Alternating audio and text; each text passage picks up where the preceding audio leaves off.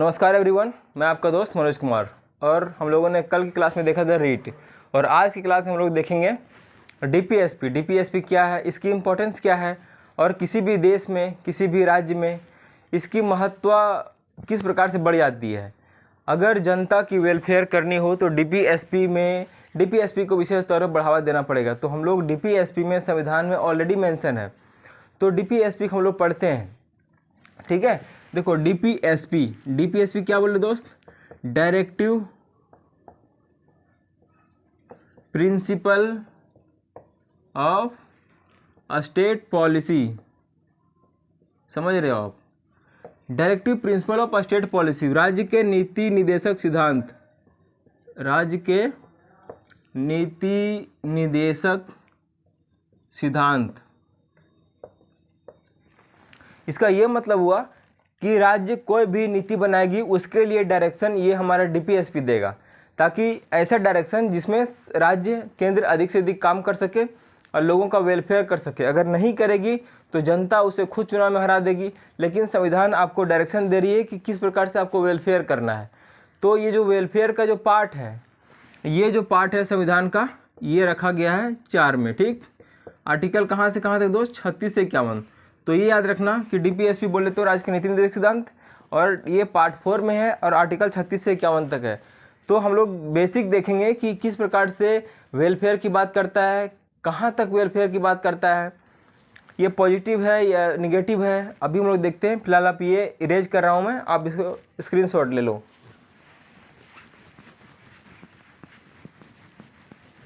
देखो आर्टिकल 36 से 51, आर्टिकल 36 में पढ़ता हूँ। आर्टिकल 36 जो है वो बात करता है राज्य की परिभाषा। राज्य की परिभाषा हम लोगों ने फंडामेंटल राइट में पढ़ा था आर्टिकल 12। आर्टिकल 12 बोले तो जो आर्टिकल 12 कहता है वही आर्टिकल 36 कहता है। आर्टिकल 12 क्या कहता है, राज्य की डेफिनेशन देता है, मतलब देश में जो सरकार के अंतर्गत जितने सारे बॉडीज होंगी, कार्यपालिका, विधायिका, न्यायपालिका, लोकल बॉडीज या फिर ऐसा वैसा इंडस्ट्रीज जो गवर्नमेंट के अधीन है, वो सबके सब राज्य के अंग है, राज्य के परिभाषा में शामिल होता है। जहाँ राज्य का अपना स्वामित्व है, यानी कि जनता का संपत्ति है, वो समझ रहे आप। तो ये जो 36 बात करता है वही 12 बात करता है। मैंने आपको फिर समझा दिया। 37 क्या बात करता है, देखो 37 बात करता है वो होगा गैर न्यायोचित है। ये क्या है दोस्त, गैर न्यायोचित है, मतलब कि नॉन जस्टिफिएबल है। आप इसको लेकर के न्यायालय में चुनौती नहीं दे सकते कि हमारा पेंशन नहीं मिला, मुझे सरकार ने वादा किया था मुझे साइकिल और लैपटॉप मिलेगा बट नहीं मिला, मुझे दिलवा दीजिए, मेरे साथ छल हो गया। तो फिर ये जो है ना, आपको ये क्या है, गैर न्यायोचित है। न्यायालय इसमें कुछ नहीं कर सकती है। ये देना ना देना सरकार के ऊपर डिपेंड करता है। अगर वो नहीं दिया है तो आप उसे चुनाव में हरा दीजिए, वोट मत दीजिए, ठीक है ना। तो ये है 38 क्या बोलता है, 38 भी बात करता है कि अधिक से अधिक सरकार या अधिक से अधिक जो राज्य है वो जनता की वेलफेयर के लिए काम करेगी। हर एक आर्टिकल पर आप नज़र रखना। 39 जो है ये 3 याद रखना, राज्य की परिभाषा, गैर न्यायोचित होगा, वेलफेयर होगा। अब मैं आगे चलता हूँ।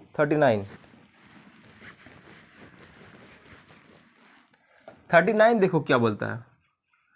39 जो है वो बोलता है कि आजीविका का अधिकार दिया जाएगा। 39 में देखो, 39 का पहला ए देखो, ए, ओके माय डियर। 39 का ए देखो, बहुत सारा इसमें देखते चलते हैं। आजीविका का अधिकार की बात करता है, आजीविका की अधिकार की बात करता है। ये आपकी आजीविका, किस प्रकार से आप जीवन जिएंगे, कौन सा व्यापार करेंगे, सरकार इसमें आपकी मदद करेगी ताकि आपको कोई रोजगार व्यवस्था या बिजनेस कुछ मिल सके। ऐसा एजुकेशन, नौकरी, कोई ऐसा कोई व्यवस्था करेगी ताकि इसमें आपकी भागीदारी आ सके। 39 का बी बोलता है जो संसाधन होगा ना, जो संसाधन होगा देश का, उसमें समतापूर्वक बंटवारा होगा, समतापूर्वक बंटवारा होगा। सभी को संपत्ति में बांट के दिया जाएगा, राज्य की जो संपत्ति है उसमें सभी की भागीदारी कहीं ना कहीं सुनिश्चित होगी। ऐसा नहीं होगा कोई छूट जाएगा। ये हमारा डायरेक्शन है, जो राज्य को चलाने वाले लोग हैं, सरकार हैं, उनको डायरेक्शन दिया जा रहा है। थर्ड में क्या दोस्त, कि संकेंद्रण नहीं होगा धन का, कंसंट्रेशन नहीं होगा धन का। समझ रहे हैं? धन जो है राज्य में, कोई व्यक्ति ऐसा नहीं होगा कि राष्ट्र का 60% धन अकेले कब्जा कर ले, अंबानी बन जाए, बाकी लोग पूरा गरीबी से त्रस्त हो जाए। तो ऐसे क्या संविधान मना कर रही है? ऐसा कंसंट्रेशन नहीं करना है जो धन का एक हाथ में संचित हो जाए। तो यही क्वेश्चन यूपीएससी में पूछा था कि बताओ कि नो कंसंट्रेशन ऑफ वेल्थ किसमें जिक्र किया गया है, डीपीएसपी में, फंडामेंटल राइट में, प्रियम्बल में, या फिर अदरवेयर। तो आपको देखना है कि ये 39 का सी जो है वो बता रहा है कि भाई कंसंट्रेशन को रोकना है, ये राज्य की जिम्मेवारी है। तो देखो ये क्वेश्चन छोटा सा वर्ड कहाँ पूछा यूपीएससी में, बड़ा सा सेंटेंस बनाकर पूछा। आप सोचेंगे यार कहाँ से आ गया, कैसे आ गया? देखो छोटी सी चीज़ यहीं में जाती है। तो कंसंट्रेशन ऑफ वेल्थ नहीं होना चाहिए, समझ रहे हैं? कंसंट्रेशन ऑफ वेल्थ नहीं होना चाहिए धन। डी क्या बोलता है? डी बोलता है जो महिला होगी और पुरुष होगा उसका जो वेतन होगा ना वो इक्वल होगा।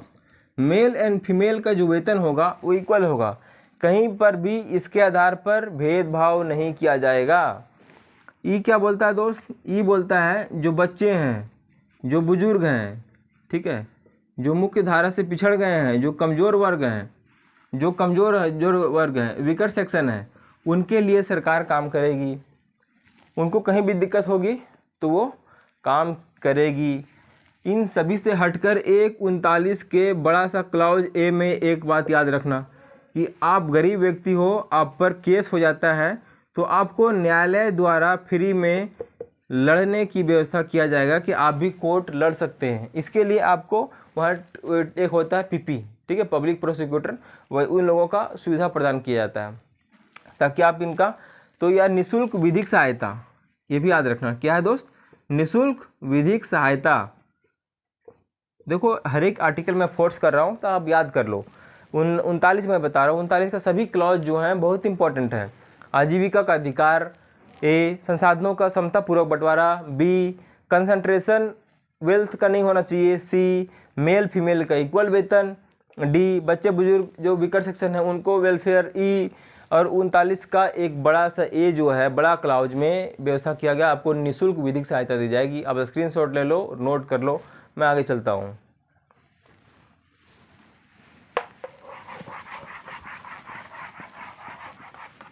आ जाओ माय डियर 40। ओके, 40 क्या बोलता है? ये बात करता है पंचायती राज व्यवस्था का।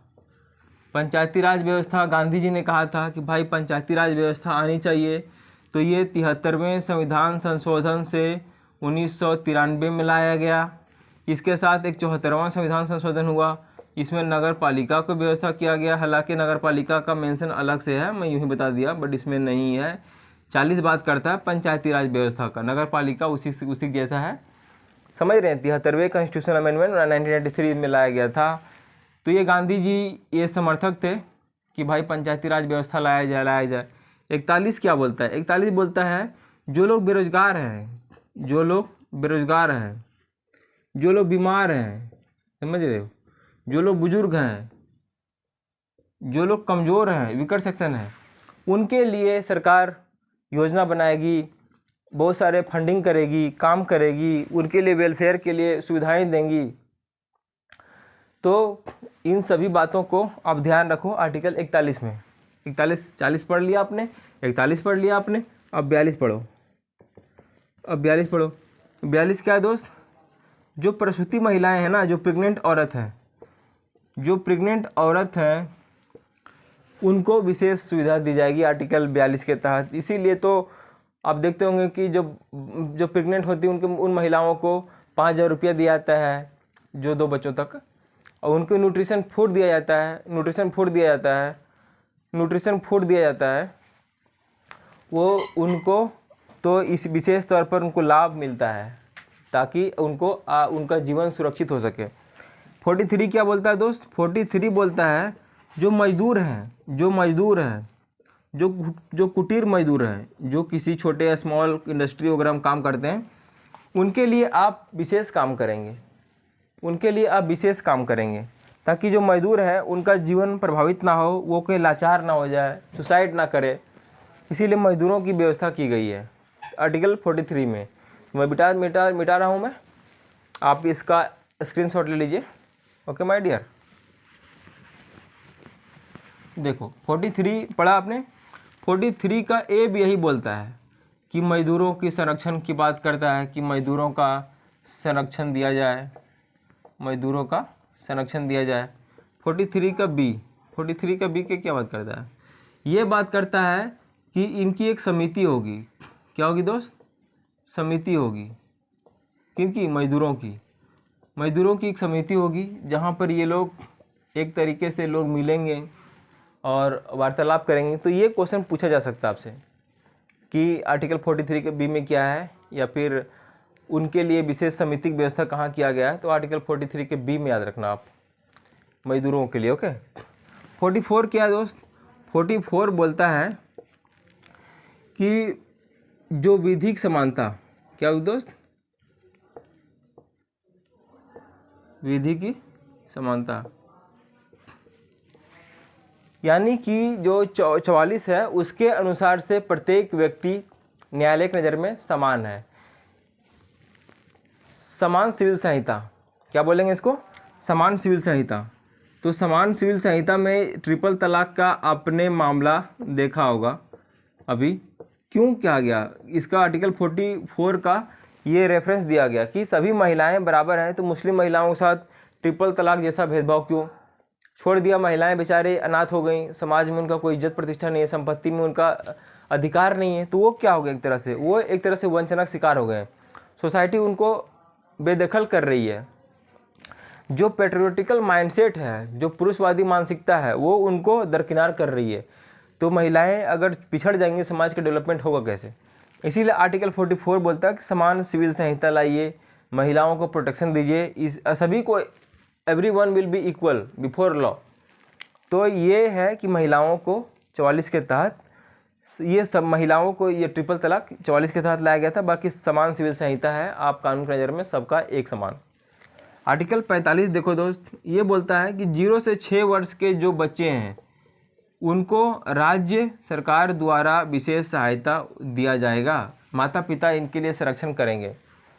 तो ये 45 याद रखना कि 0 से 6 वर्ष के बच्चों को विशेष सहायता दिया जा रहा है राज्य द्वारा, उनके माता पिता के द्वारा, चाहे शिक्षा का हो या सुरक्षा का हो। डीपीएसपी डायरेक्शन दे रही है कि भाई आपको ऐसा करना होगा, ना कि फोर्स कर रही है। तो ये डायरेक्शन दे रही है कि आपको ऐसा करना चाहिए, ताकि हमारा संविधान और डेमोक्रेसी, हमारा कंट्री और मजबूत हो सके। देखो इसको मैं मिटाता हूँ, ठीक है ना, स्क्रीनशॉट ले लो आप। आर्टिकल 46 देखो, आर्टिकल 46 क्या है दोस्त? एससी है, एसटी है, या फिर जो लोग पिछड़े लोग हैं, जो पिछड़ गए हैं समाज में, बहुत दूर रह गए हैं, उनके लिए विशेष सुरक्षा दिया जाएगा दोस्त, आर्टिकल 46। तो याद रखना आर्टिकल 46 में क्या है? जो एससी हैं, जो शेड्यूल कास्ट हैं, शेड्यूल ट्राइब है, जो पिछड़े लोग हैं, उनको विशेष संरक्षण दिया जाएगा। आर्टिकल 47 याद कर लो, एक एक आर्टिकल याद रखना, बहुत इंपॉर्टेंट है। आर्टिकल 47 क्या बोलता है? जो पोषक तत्व है, जो पोषक तत्वों का बढ़ावा दिया जाएगा भोजन में, ताकि गरीब लोग क्या है कि दाल चावल खा के ना मर जाए, उनको विशेष सुरक्षा दिया जाएगा। इसीलिए तो पीडीएस वगैरह, अदल, दाल चावल नमक, कभी कभी पैसा जगह जगह पर हर एक ब्लॉक में बांटा जाता है, ताकि गरीबी दूर हो सके और उसको उचित पोषण मिल सके, वो मर ना जाए। दूसरी बात बोलता है कि मद निषेध मतलब आप जो राज्य सरकार है, जो सरकारें हैं, जो राज्य है, जो केंद्र हो या राज्य हो, वो शराब का या फिर नशीली दवाओं का विक्रय को रोकेगी। हमारे युवा, हमारे जो प्रौढ़ लोग हैं, वो नशे की लत में फंस के राष्ट्र को बर्बाद ना कर दें, खुद का परिवार का बर्बाद ना कर दें। तो ये जो शराब प्रोटेक्शन है, शराब को जो बैन करने की बात है, जगह जगह भी गुजरात में, बिहार में बैन है, तो बैन करने की बात की गई है। इसके लिए नशीले पदार्थों का ड्रग तस्करी ना हो, अफीम वगैरह, कोकीन वगैरह का राज्य में अधिक से अधिक बढ़ावा ना मिल सके, बल्कि इसका बैन किया जाए, ताकि हमारा नागरिक सुरक्षित हो सके। तो मेरे भाई याद रखना 46 क्या बोलता है? 47 बोलता है पोषक तत्व को बढ़ाइए, मद निषेध की बात कीजिए आप। 48 क्या बात करता है दोस्त? 48 बात करता है दुधारू पशुओं की, दुधारू पशुओं की बात करता है, समझे। 48B क्या बात करता है, ये बात करता है कि पर्यावरण को प्रोटेक्शन दीजिए आप, ये बोलता है कि पर्यावरण को प्रोटेक्शन दीजिए आप। तो 48B बात करता है दुधारू पशुओं को, गायों को, बछड़ों को संरक्षण दीजिए। इसी के आधार पर कुछ लोग कहते हैं भाई गाय को मारना भारत में पाप इसलिए भी है क्योंकि संविधान में खुद मेंशन है कि दुधारू पशुओं को संरक्षण दिया जाए, तो पशुओं को संरक्षण दिया जाए। और यहाँ बोलता है पर्यावरण को दूषित मत कीजिए, क्योंकि पर्यावरण रहेगा फिर तभी तो आपकी जीवन रहेगी। तो 48B क्या बोलता है, पर्यावरण का सुरक्षा प्रदान कीजिए। आर्टिकल 49 देखो मेरे भाई, आर्टिकल 49 क्या बोलता है, जो ऐतिहासिक इमारत है, क्या है दोस्त, ऐतिहासिक इमारत है, उनका संरक्षण किया जाएगा। जैसे ताज है, बड़े बड़े मंदिर हैं भारत में, अनेकों मंदिर, हजारों मंदिर हैं, चिदम्बरम हो या खजुराहो हो, बहुत सारा मंदिर है, द्वारका से लेकर श्रृंगेरी, पुरी, मथुरा। तो ये सभी जो ऐतिहासिक है ना, उनको जो इमारत है ताज वगैरह, ये सभी को प्रोटेक्शन देगी राज्य। इसीलिए अभी ताज कुछ दिन पहले पीला पड़ गया था, तो सुप्रीम कोर्ट गाइडलाइंस आया था कि पीला पड़ रही, कुछ करो, दूसरा ताज तो लाओगे नहीं।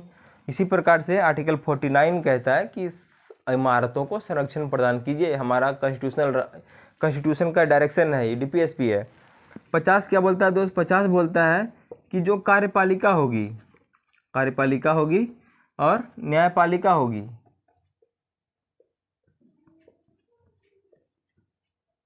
कार्यपालिका और न्यायपालिका के काम में सेपरेशन होगा, दोनों कोलाइड नहीं करेंगे।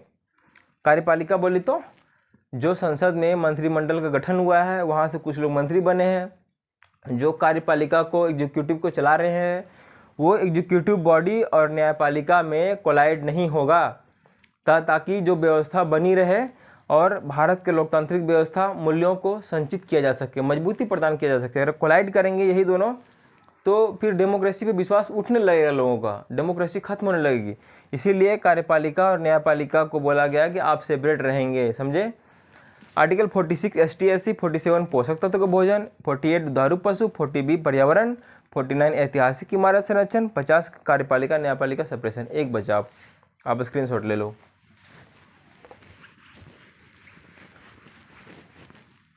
एक बचा माय डियर 51 क्या बोलता है दोस्त, ये बोलता है कि अंतर्राष्ट्रीय संबंध राज्य का कर्तव्य है कि अंतर्राष्ट्रीय संबंध को अच्छा बनाए रखा जाएगा, ताकि जो विश्व से जुड़ा हमारा रहेगा तभी तो हमारा फायदा मिलेगा। इसीलिए आर्टिकल 51 बोलता है कि अंतर्राष्ट्रीय संबंध को बनाए रखना है। तो राज्य का कर्तव्य इसी प्रकार से, भारत के प्रधानमंत्री, राष्ट्रपति पूरा विश्व घूमते हैं, लोगों से जुड़ते हैं, उनके कंट्री से जुड़ते हैं और आर्थिक, सामाजिक, राजनीतिक, सांस्कृतिक, सामरिक दृष्टिकोण से सभी का फायदा लेते हैं। फिर 2+2 डायलॉग करते हैं ताकि हमारा जो इंटरनेशनल रिलेशन है वो बन सके, जो हमारा 51 बात करता है वो मजबूत हो सके। तो हम आपको फिलॉसफी देके आपके संविधान के प्रति और दृष्टिकोण गहरा करना चाहते हैं। आप आर्टिकल 51 याद रखना कि अंतर्राष्ट्रीय संबंध है माय डियर ये। तो आई होप आप समझ चुके होंगे। DPSP क्लास छोटी थी, लेकिन आप अगर मेरी बातों को ठीक से समझे होंगे, दोबारा समझे होंगे, तो आपकी जो DPSP है बिल्कुल आपके जहन में उतर जाएंगी। सरकार क्यों नहीं काम कर रही है, आप फोर्स कर सकते हैं। अम्बेडकर जी ने खुद कहा था कि अगर DPSP लागू नहीं करेंगी, सरकारें उचित तरीके से काम नहीं करेंगी, तो जनता उनको चुनाव में खुद ब खुद उठाकर फेंक देंगी। वो पॉपुलैरिटी से हटेंगी दूर, जनता उनको बहुत दूर ले जाएगी। तो यही DPSP, जहाँ पर आपको अधिकार मिलता है कि DPSP ये जो है वो आपके जीवन को संरक्षण प्रदान करता है। राज्य में, भारत जैसे गरीब कंट्री में एक नया जान फूंकता है, अमृत फूंकता है। अब सोचो अगर पूंजीवाद फैल जाए इस कंट्री में तो क्या होगा। मान लो 60% पॉपुलेशन जो है पूरा गरीबी से त्रस्त है, और ये कैपिटलिज्म फैल जाए, पूंजीवाद फैल जाए, आप भूखे हो तो आधा किलो चावल मिलना मुश्किल हो जाए पूरा भारत में आपका, तो मरना तय है। तो इससे क्या होगा, राष्ट्र चरमरा जाएगा। यहाँ पर नक्सलवाद, गलत तत्व, असामाजिक तत्व, युवा गलत दिशा में बढ़ने लगेंगे, क्योंकि उनको कुछ मिलेगा नहीं, गरीब को कुछ मिलेगा नहीं, तो वो गलत दिशा में बढ़ने लग जाएंगे। तो इसीलिए बोलती है DPSP लाओ, वेलफेयर करो। तुम आई होप आप समझ चुके होंगे। Thank you. समझ में आया होगा तो चैनल को जरूर सब्सक्राइब कीजिए और शेयर कीजिए। Thank you, all the best.